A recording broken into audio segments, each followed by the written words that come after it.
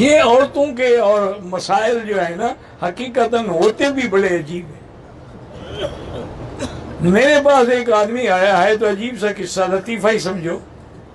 وہ آگے مجھے کہنے لگا کہ حضرت میری نئی شادی ہوئی ہے، میں نے بڑا پیسہ خرچ کیا ہے، اور لڑکی جو ہے نا اس کی عمر تقریباً 13 سال یا 14 سال ہے، اور وہ مجھے اپنے قریب ہی نہیں آنے دیتی۔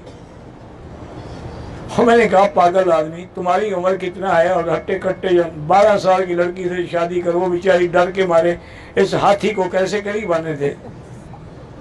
انہوں نے کہا جی اب میں کیا کروں، طلاق؟ میں نے کہا طلاق نہ دو، تم بیوی کو لے آؤ۔ وہ بیچارہ گیا، بیوی کو لے آیا۔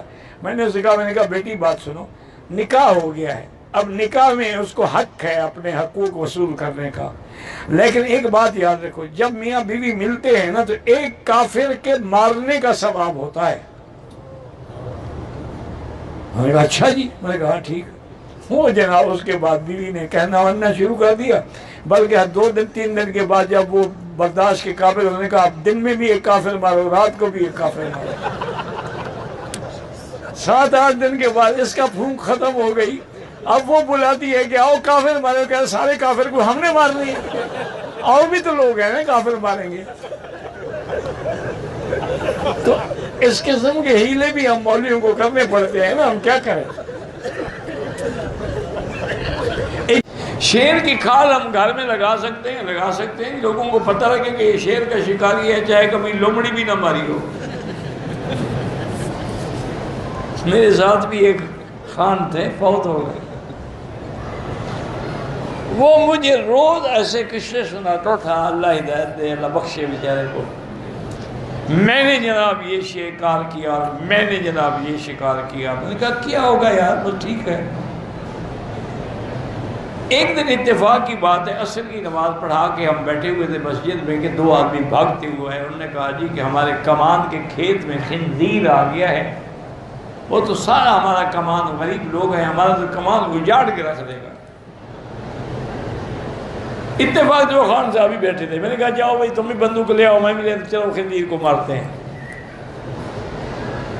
وہ بھاگا جناب، اس کا گھر قریب تھا، بندوق لے کے آ گیا۔ میرے پاس بھی الحمدللہ بڑی زبردست قسم کی رائفل تھی، کبھی شوق ہوتا تھا، ہم تو میں نے سب لوگوں کو دے دیا، کیونکہ بلوچوں کو اسلحے کا تو بیماری ہے نا۔ ہر اسلحہ الحمدللہ میرے پاس تھا۔ میں جب آیا نا ادھر، پھر میں نے دوستوں کو دے دیا، ان کو لائسنس بھی بنوا دیے اور وہ دے دیا۔ بہرحال ہم وہاں گئے، ادھر ادھر سے لوگ، ہم نے کہا بھی ہانکا کرو تاکہ کدھر سے نکلے۔ میں نے اس کو سمجھایا، میں نے کہا یہ بڑی خطرناک جانور ہے، اس کو بڑا سوچ سمجھ کے شکار کرنا ہے، اور آپ اپنی، اس کے پاس تھی ڈبل بیرل بندوق۔ میں نے کہا اس میں تم یہ عام کارتوس نہیں، اس میں LG یا SG کا کارتوس ڈالو، اور اگر نشانے خطا ہونے کا خطرہ ہو تو پھر مہربانی کر کے فائر نہ کرنا، ہمیں نہ مروانا۔ کہنے لگا جی کمال ہے، میں نے ایسے کئی خنزیر مارے ہیں۔ میں نے کہا چلو جی، میں نے کہا ایک بات اور بھی سمجھیے، اتنا بدبخت جانور ہے کہ آپ جب فائر کریں گے نا، اگر اس کو گولی نہ لگی تو جہاں سے فائر بنی 1 سیکنڈ میں وہی آئے گا، اس لیے عقل والا شکاری وہاں سے ہٹ جاتا ہے، کیونکہ یہ جلدی تو مڑ نہیں سکتا نا، اس کی گردن کو اللہ نے ایسے رکھا ہوا ہے نا، وہ چکر کاٹ کے مڑتا۔ ابھی ہم باتیں کر رہے تھے کہ وہ خنزیر جو ہے نا جناب، وہ نکلا ایک جگہ سے، خان صاحب کی رائفل بھی گر گئی، خان صاحب بھی گر گئے۔ اللہ نے مہربانی کی، خیر میں نے اس کو 2 فائر کیے اور دونوں اس کو صحیح نشانے پہ لگے، پھر 2 گولیاں لگی ہوئی تھی 0.3 کی، پھر تو اس کا باپ بھی نہیں ہل سکتا تھا، وہ مر گیا۔ میں نے خان صاحب کو کہا کہ اٹھاؤ پہلے اس کو، جاؤ حمام لے جاؤ، وضو شروع کرواؤ۔ کہتا ہے جی ایسا خطرناک جانور۔ میں نے کہا تم نے آج تک بلی کا شکار کیا ہوگا، خنزیر نہیں مارا، یہ بڑا گندا جانور، کتا جانور، آخر اللہ نے جو حرام کیا ہے کو وجہ ہے۔ لیکن نا بعض جانور اس سے بھی طاقتور ہیں، جیسے شیر ہے، لیکن شیر خود حملہ نہیں کرتا جب تک چھیڑو نہیں، طاقت ہے لیکن حوصلہ بھی ہے۔ اگر چھیڑ دو نا پھر وہ بدلہ لیتا ہے.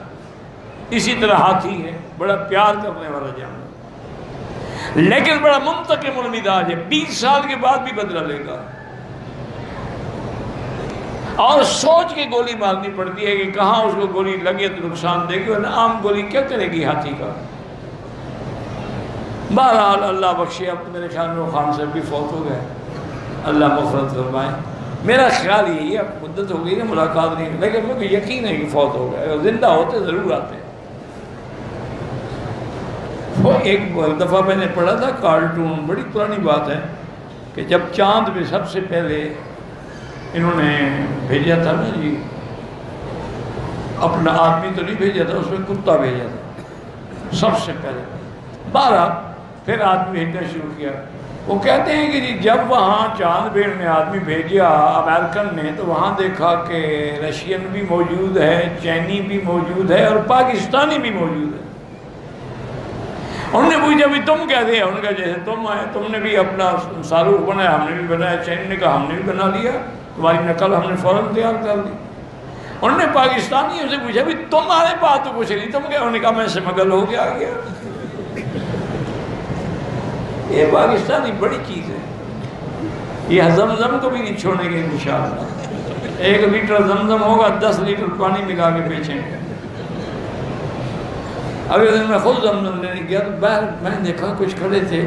ڈرائیور سے میں نے پوچھا بھی یار یہ ادھر چھپ کے درختوں کے اندر کے؟ انہوں نے کہا جی وہاں سے لے آتے ہیں، یہاں کھڑے ہو کے بیچتے ہیں. وہاں سے گورنمنٹ دیتی ہے ان کو 3.5 روپے میں، یہاں 10 ریال میں بیچ دیتے ہیں.